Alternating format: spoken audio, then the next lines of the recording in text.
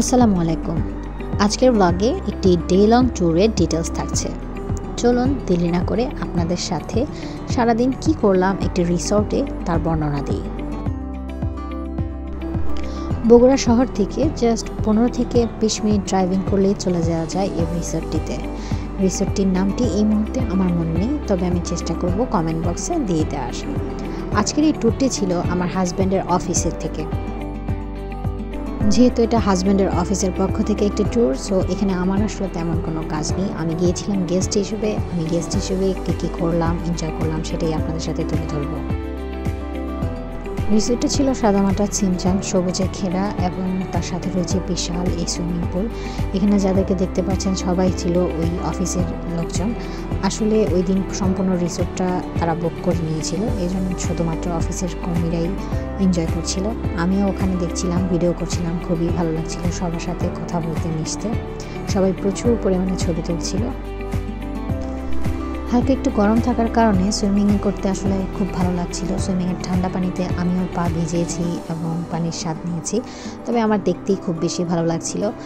Swimming pool ছাড়াও রিসোর্টটি আসলে অনেক সবুজে ঘেরা ছিল। তবে যদি বলি অ্যাক্টিভিটিসের কথা, অ্যাক্টিভিটিস তুলনামূলক একটু কম ছিল। এই রিসোর্টের মেন অ্যাক্টিভিটিস সুইমিং পুলটাই ছিল।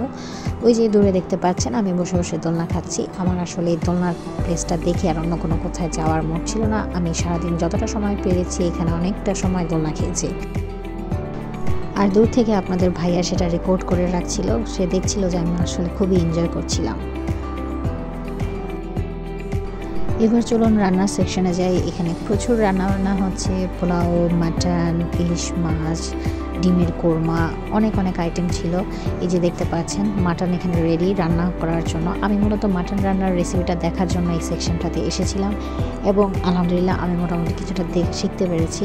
তবে মনে হচ্ছে আমার নিজের রান্না করতে আরও অনেক বেশি সময় লাগবে। বাবুর্চিরা আসলে অনেক বেশি ভালো রান্না করতে পারে আমাদের তুলনায়। এছাড়াও ইনগ্রিডিয়েন্টস এবং তারা কিভাবে রান্না করছে এটা দেখার একটা দায়িত্ব ছিল। তো আমিও আমার হাজব্যান্ডের সাথে হেঁটে হেঁটে সব কিছু দেখছিলাম যে সব কিছু ঠিকঠাক মতো হচ্ছে কিনা।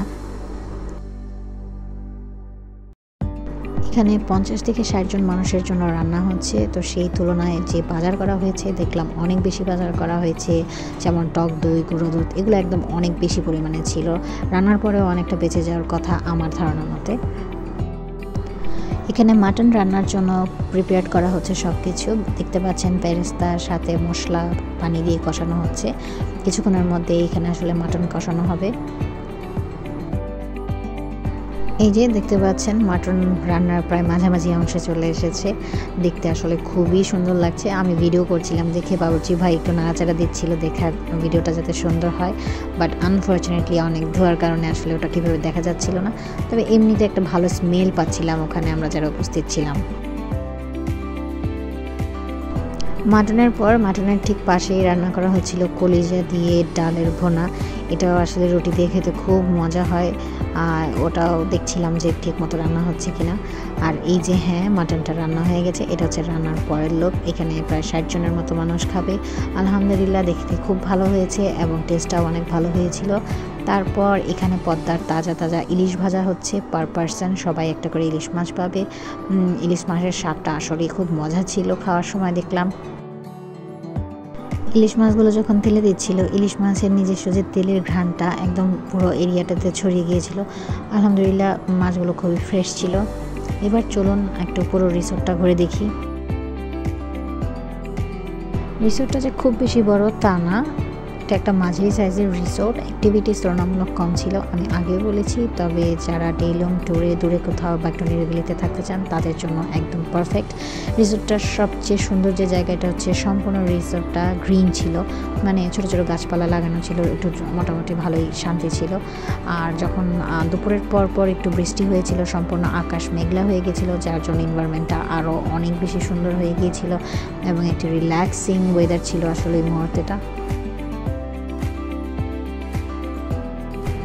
আমরা আসলে সম্পূর্ণ দিন রোদ বৃষ্টি দুটোরই একটা ফ্লেভার পেয়েছি। সকালে প্রচণ্ড গরম থাকার পরেও দুপুর দিকে প্রচণ্ড বৃষ্টি হয়। বৃষ্টির পর আসলে খুব রিল্যাক্সিং লাগছিল। আর এই হচ্ছে রিসোর্টের বাকি অংশটা। এখানে বসার জায়গা আছে, নিরিবিলিতে বসা যাবে, বিভিন্ন জায়গায় ছবি তোলার মতো স্পেস ছিল।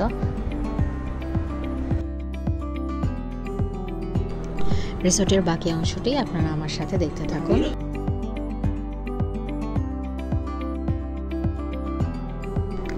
রিসোর্টটা তুলনামূলক অনেক বেশি ছোট ছিল, আর আমি আসলে অ্যাক্টিভিটিস খুব একটা এনজয় করতে পারিনি, আমি আগেও বলেছি।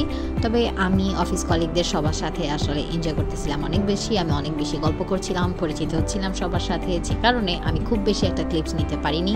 তবে হ্যাঁ, আমি অনেক সুন্দর সুন্দর ছবি তুলেছি এখানে আমার হাজব্যান্ডের সাথে। আমরা দুজন অনেক এনজয় করেছি।